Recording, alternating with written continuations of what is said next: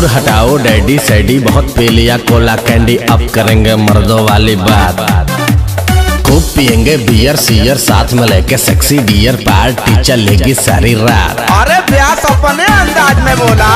दूर हटाओ डैडी सैडी, बहुत पी लिया कोला कैंडी, अब करेंगे मर्दों वाली बात। खूब पियेंगे बियर सियर, साथ में लेके सेक्सी डियर, पार्टी चलेगी सारी रात। लवंडिया लवंडिया लवंडिया लंदन से लाएंगे, रात भर डीजे बजाएंगे। लौंडिया लंदन से लाएंगे, रात भर डीजे बजाएंगे।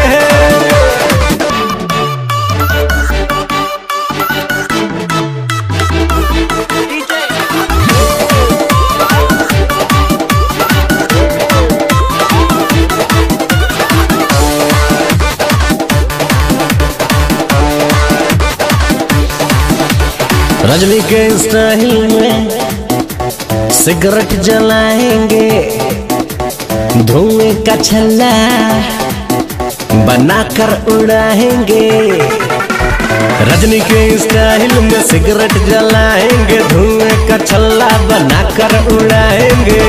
लवंडिया लवंडिया लवंडिया लंदन से लाएंगे, रात भर डीजे बजाएंगे। लौंडिया लंदन से लाएंगे, रात भर डीजे बजाएंगे।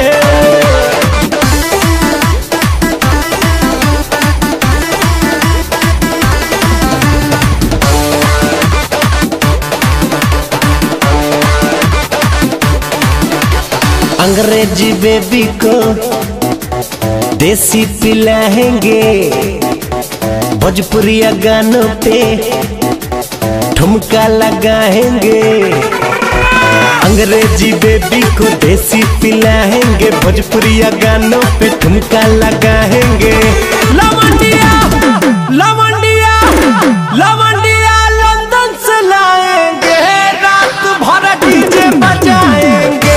लौंडिया लंदन से लाएंगे, रात भर डीजे बजाएंगे।